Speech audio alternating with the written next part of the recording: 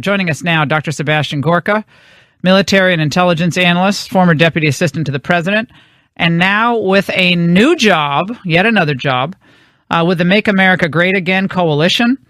And a big announcement yesterday that he was joining them.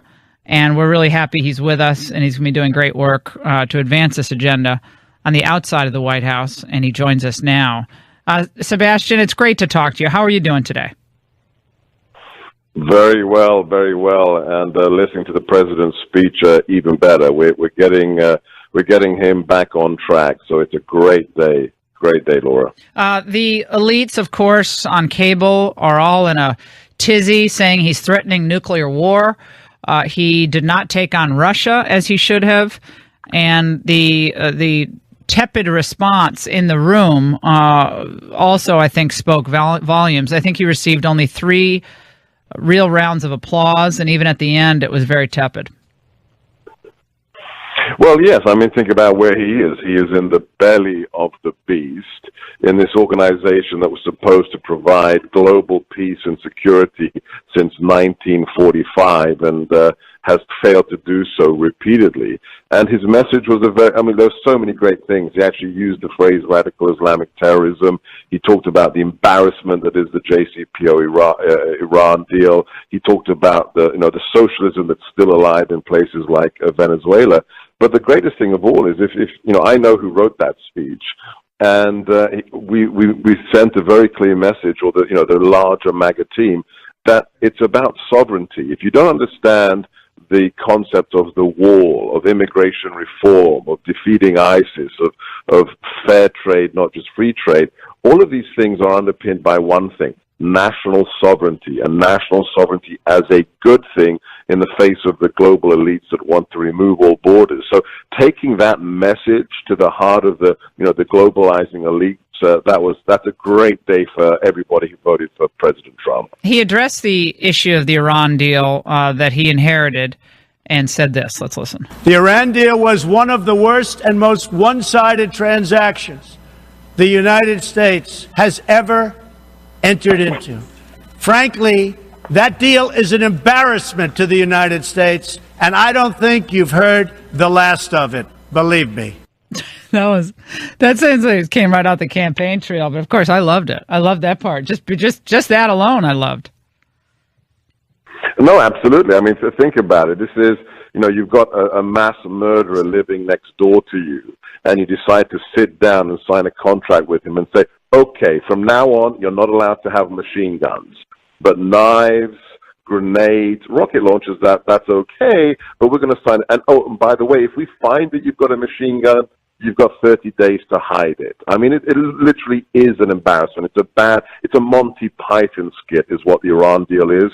I was in the room when the discussion occurred in the Oval on recertification last time, and the president was not happy. And I don't think it's going to happen again. A third recertification, very unlikely, especially after today's speech, and that's good for America, Laura. Sebastian, last week, my listeners, so many people listening now, were in revolt after hearing that they believed the president had cut a deal that would not require any immediate action on the part of the Congress to give money for the wall, yet would trade away amnesty for 800,000 plus people in the United States.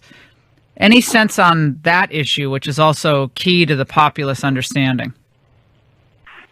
Yeah, I told everybody as soon as the hysteria began, I tweeted out, look, take a deep breath, count to 10, and wait a day. There's a phrase in the strategy: all initial reports from the battlefield are incorrect. And sure enough, what did we find? The next day, less than 8 hours later, the president tweets out, the left will spin as they always will spin.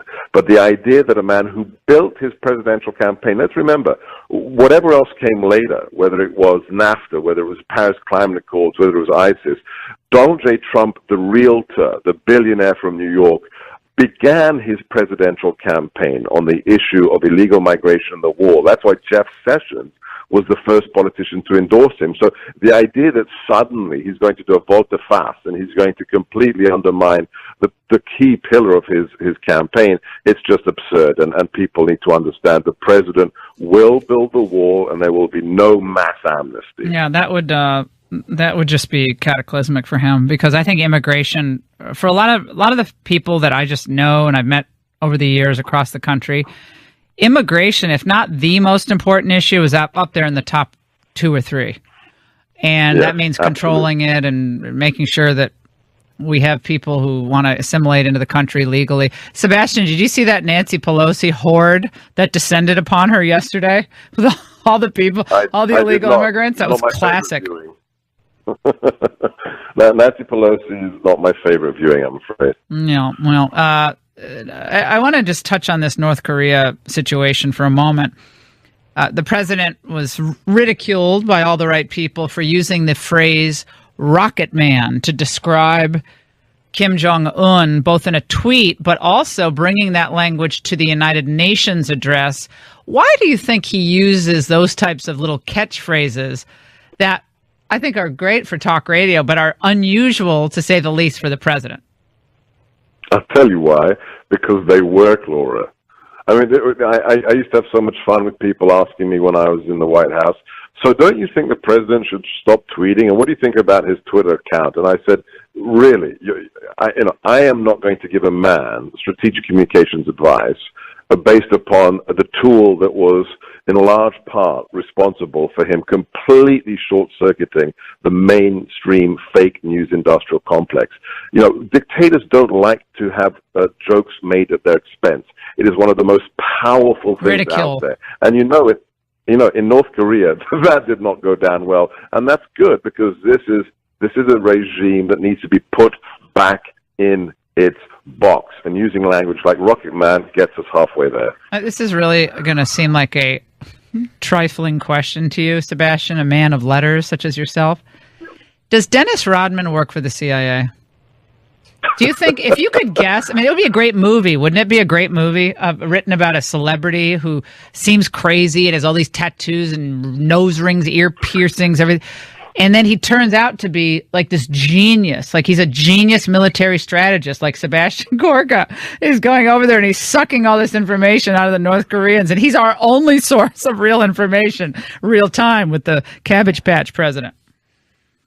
Look, in its inception, the CIA and before the OSS was built upon eccentrics. I mean, most of the people who were key players in the OSS and under Bill Donovan at the beginning of the CIA were eccentrics who today, Laura, would not get a security clearance. Those are the people we built our national security intelligence community on.